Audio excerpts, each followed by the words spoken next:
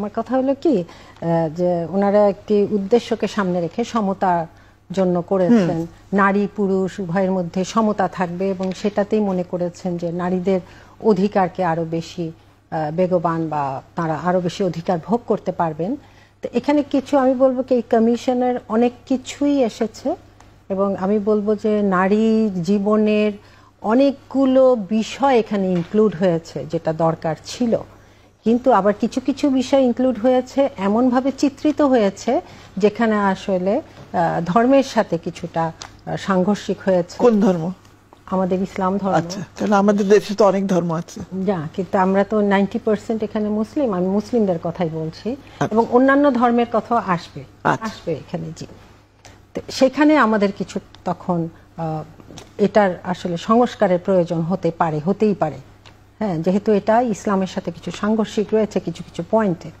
যেমন একটি বলা হচ্ছে নারী পুরুষের সমতার কথা বলছিলেন, এখানে কোনো সাংঘর্ষিক কিছু আছে? নারী পুরুষের সমতার কথা বলতে যেহেতু সম্পদের বন্টনের কথা এসেছে যে সমান সমান, তাহলে এখানে দেখা যাচ্ছে যে কোরআন অনুযায়ী এটা সমান সমান আসলে হওয়ার কথা নয়, কেননা ওটা যুক্তি এবং ইনসাফ এবং এখানে অনেকগুলো পয়েন্ট আসলে ইনক্লুডেড রয়েছে কোরআনের যেই শিক্ষাটা। কাজে এটা আমাদের কনসিডার করতে হবে যে একটি মুসলিম কান্ট্রিতে আমরা যখন হাত দিব, বিশেষ করে পারিবারিক আইন কিন্তু এখন মুসলিমদের যে কোরআন এবং হাদিস এটার ভিত্তিতেই চলছে এবং সেখানে তাহলে কিন্তু হাত দিতে হবে এটা যদি সমান সমান করতে হয়। তো এই বিষয়ে আমি একটু বলতে চাই, আমরা শুনবো। হ্যাঁ, শুনে আসি। জি বলুন। এটা আসলে বেশ বড়, আমি যদি ব্যাখ্যা করতে যাই।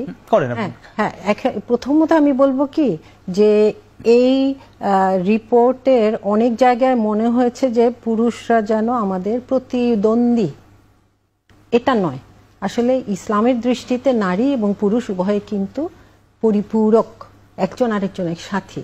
সূরা তওবার ৭১ নম্বর আয়াতে আল্লাহ তাআলা বলছেন যে ওয়াল মুমিনুনা ওয়াল মুমিনাতে বা'দুহুম আউলিয়াউ বা'দ, যে মুমিন নারী ও মুমিন পুরুষ উভয়ের সাথী এবং তারা কি করবে, ন্যায়ের আদেশ করবে, অন্যায়ের প্রতিরোধ করবে এবং আরো কাজ 4টা আছে যে আল্লাহ এবং তার রাসূলের আনুগত্য, নামাজ কায়েম করে ইত্যাদি ইত্যাদি।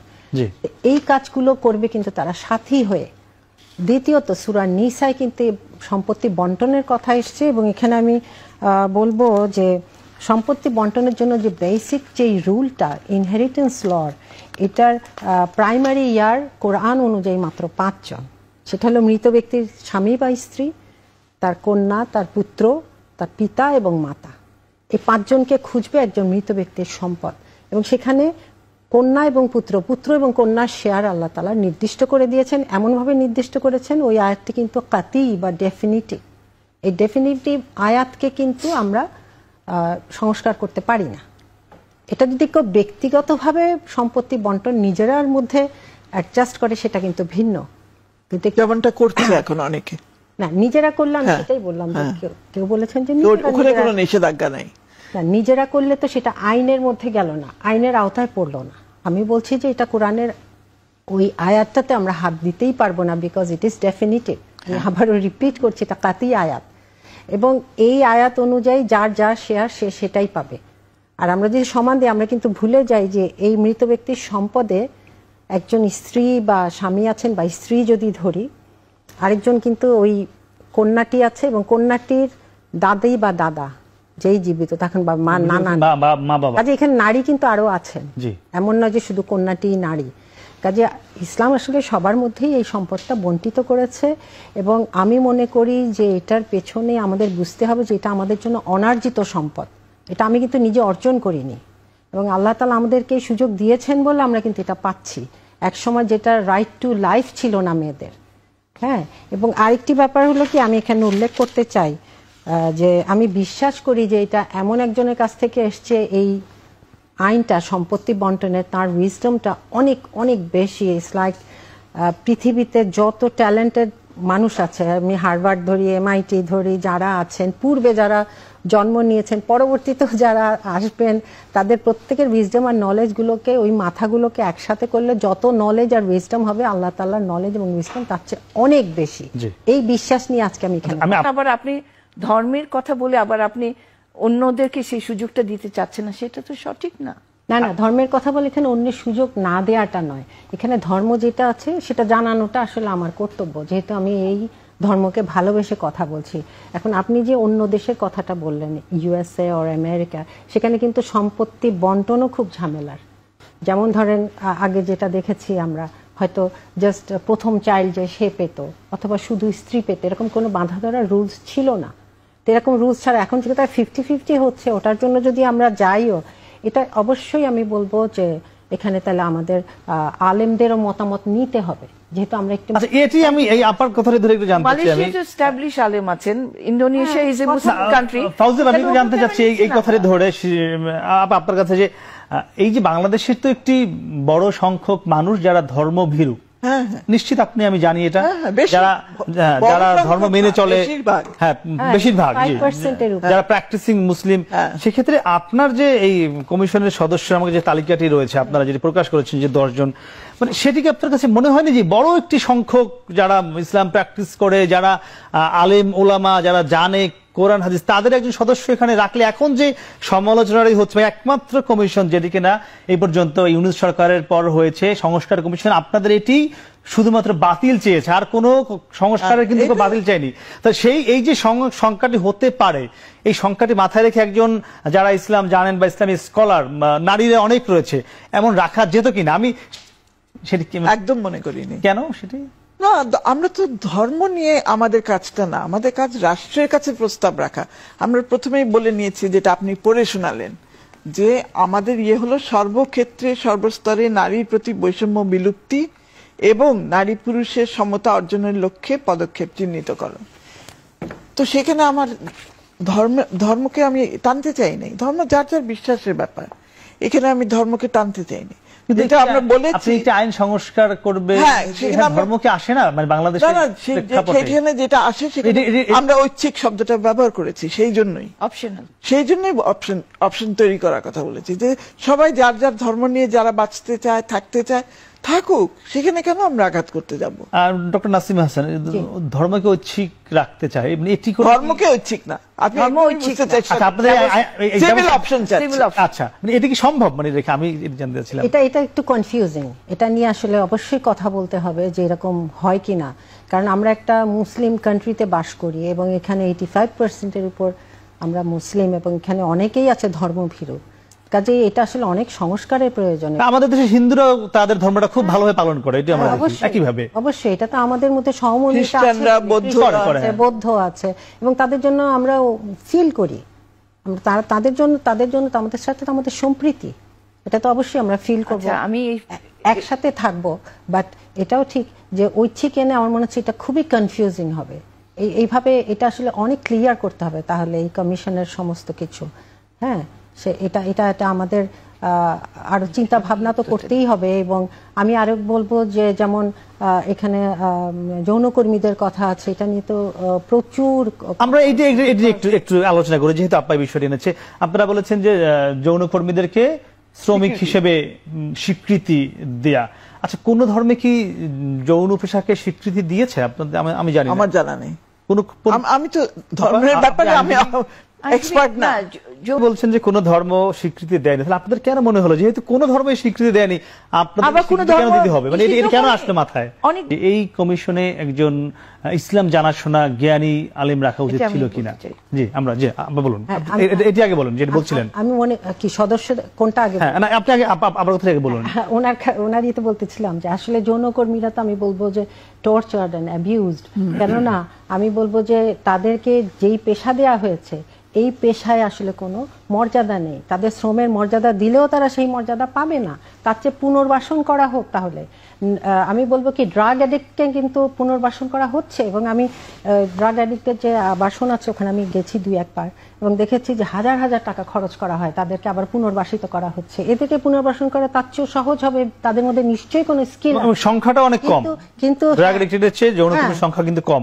আমাদের যে বিশ্ব স্বাস্থ্য সংস্থার তথ্য আছে তাতে ড্রাগ অ্যাডিক্টেডের সংখ্যা বাংলাদেশে প্রায় 25 লাখ, আর সেখানে যৌনকর্মীর সংখ্যা কিন্তু 1 লাখ বা এর আশপাশে, 1 লাখের আশেপাশে। এবং আরেকটা আমার এখানে সহজ আরো কিছু পয়েন্ট আছে। বিশ্ব স্বাস্থ্য সংস্থা এবং আরো আছে আপনার এনসাইক্লোপিডিয়াতে, এগুলো পড়লে দেখা যায় যে এটাকে আসলে কোনো পেশা হিসাবে কেউ কখনো বলেনি।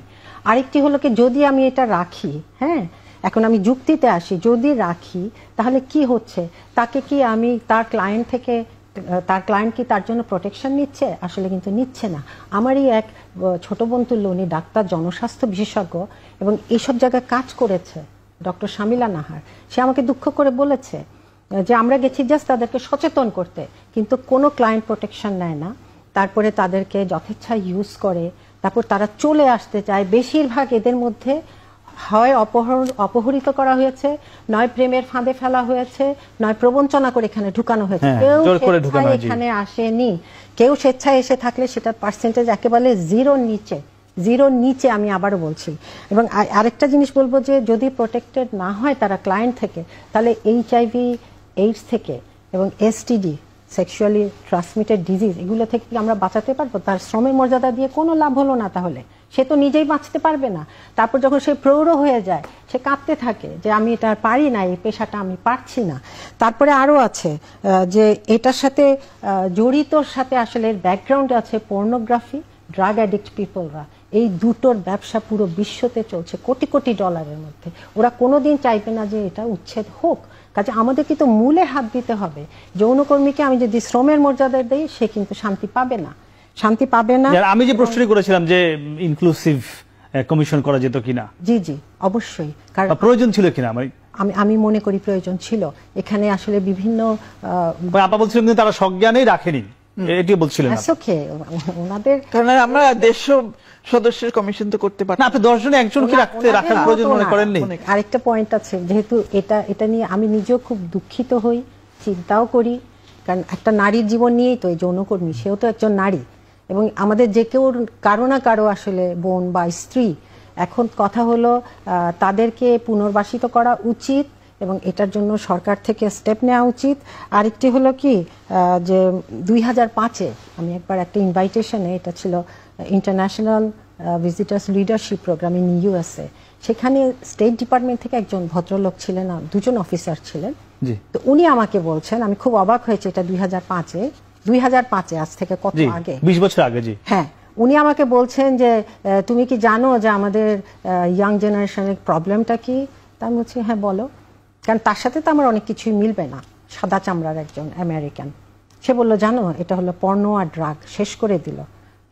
আমি খুবই স্তম্ভিত হলাম, কারণ ওখানে কিন্তু ড্রাগটা নিষেধ না, এবং এটাকে সে বলছে কিন্তু ধ্বংস করে দিচ্ছে আজ থেকে 20 বছর আগে। তারা যদি বুঝতে পারে, এবং ওটার পিছন থেকে কিন্তু এগুলো সব ইন্টার রিলেটেড। আর আমাদের এখানে কিছু শিক্ষক ছিলেন ইউনিভার্সিটির, যারা ইসলামিক লতে পড়ান, তারা ছিলেন।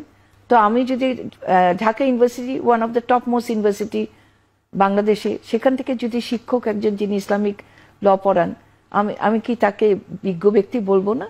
জি না, আমি ওই যে ওনার কথা দিয়ে তো বললাম যে আইন শৃঙ্খলার পরিস্থিতিও কিন্তু একটা বিশাল ব্যাপার এখানে। যে কোনো মেয়ে যে সে একটা লিগাল হেল্প নিবে, এটার জন্য কিন্তু কোনো ইজি না।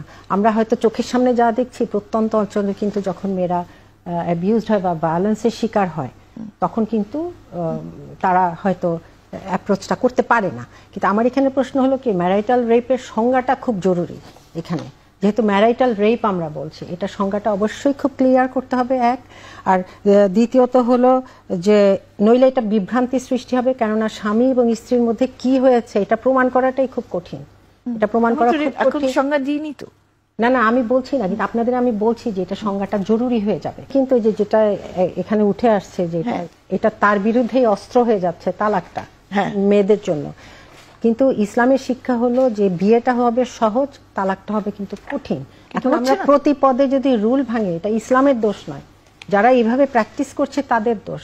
আমরা এটা শুনতে চাই না যে আসলে তালাকের সত্যিকারের পদ্ধতিটা কি। এই যে গ্যাপ দিয়ে করতে হয়, বা রাগের মাথায় দেয়া যাবে না, মেয়েদের পিরিয়ড চলাকালীন দেয়া যাবে না, এটা আসলে কয়জনে মেনটেন করে বা কয়জনে জানে। বরং এই ইনফরমেশনগুলো সামনে আসুক, তখন দেখা যাবে। এবং মূলত আমি বলবো কি যে ইসলামের যত বিধান, যেহেতু বিধানটাই কিন্তু ইনডিরেক্টলি চলে আসছে এই কমিশন নিয়ে কথা বলতে, যে একটা স্ট্রাকচার আমরা চিন্তা করি, এই ফ্রেমের মধ্যে সমস্ত আদেশ নিষেধ সবকিছু সন্নিবেশিত আছে।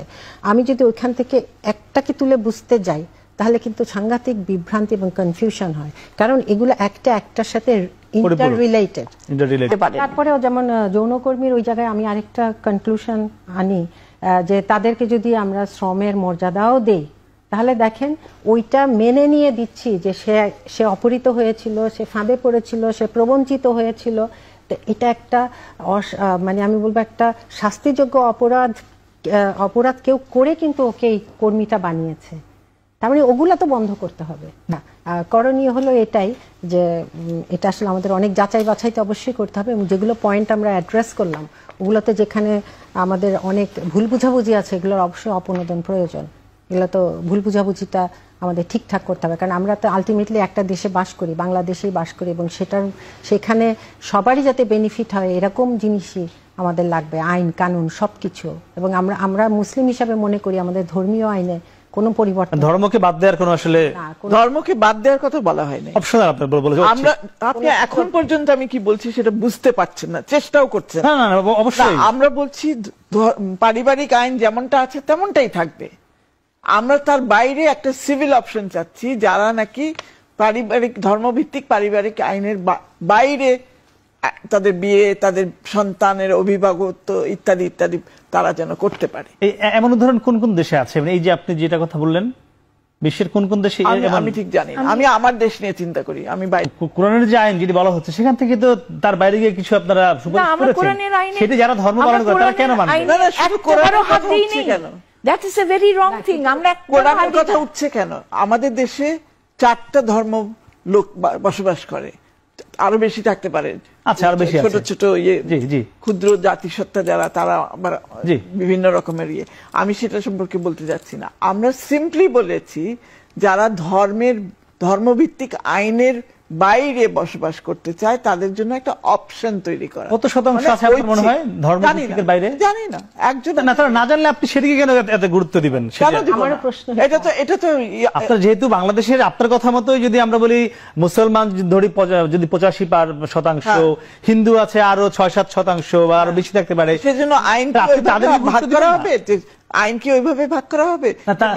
তাহলে কি বিষয়টি এমন সংখ্যাগরিষ্ঠতা উপরে সব? আপনাদের সুপারিশগুলো মানে একটু দেশকে অস্থিতিশীল করার জন্য তো আরো ইতিবাচক হিসেবে কাজ করতে পারে। হ্যাঁ, মানে আপনি তো যদি যেহেতু 95 থেকে 97% মানুষ কোনো না কোনো ধর্মের, তাহলে তাদের মতামত কি, তাদের চাওয়াটাই কিন্তু গুরুত্ব দেওয়া উচিত ছিল। সেজন্য তো সেখানে আমরা কোনো আঘাত করছি না, সেখানে কোনো ইন্টারফিয়ারেন্সই করছি না। আমরা বারবার বলছি ধর্মভিত্তিক আইন বাতিল করার কথা আমরা একবারও বলি নাই। না, বলেননি। ওটা থাকুক, না, কিন্তু তার বাইরে একটা অপশন তৈরি করেন। যখনই আপনি বলছেন সমতার কথা, সেটাই তো আপনার ধর্মের বাইরে চলে যাচ্ছে। আমি সেটি বলছি, আমি আপনার এক্সাম্পল দিয়ে সেটি বললাম। না, তো আমাকে সমতার বাইরে রাখে মনে হয় না। তাহলে আমি একটু না, সমতার বাইরে না, আমি বলবো ইনসাফ ভিত্তিক সমতা। অবশ্যই সমতা ইকুয়াল পেলে যে সমতা হয় তা নয়, কিন্তু এটা আমরা নিজেরাও বাস্তবে বিশ্বাস করি। আমরা একটা সমতা নিয়ে একটা আলোচনা করতে পারি। শিরিন পারভীন হক আমাদের সঙ্গে ছিলেন, ফাউজিয়া করিম ফিরোজ এবং ডক্টর নাসিমা হাসান। আপনাদের তিনজনকে অসংখ্য ধন্যবাদ। দর্শক, আমরা কথা বলছিলাম নারী বিষয়ক যে সংস্কার কমিশন, তাদের যে সংস্কারের প্রস্তাবগুলো ছিল সেগুলো নিয়ে। আমরা এখানে একটি বিষয়ে এসে সমাধান হলাম যে 433টি যে সুপারিশ তারা দিয়েছেন, এই সুপারিশের ভিত্তিতে যেগুলো নিশ্চয়ই রাষ্ট্রের জন্য ভালো, দেশের মানুষের জন্য ভালো, সেগুলো খুব শিগগিরই বাস্তবায়ন হয়ে বাংলাদেশ সঠিক পথে এগোবে ঐক্যবদ্ধভাবে। সে প্রত্যাশা আজকের মতো শেষ করছি। শুভরাত্রি।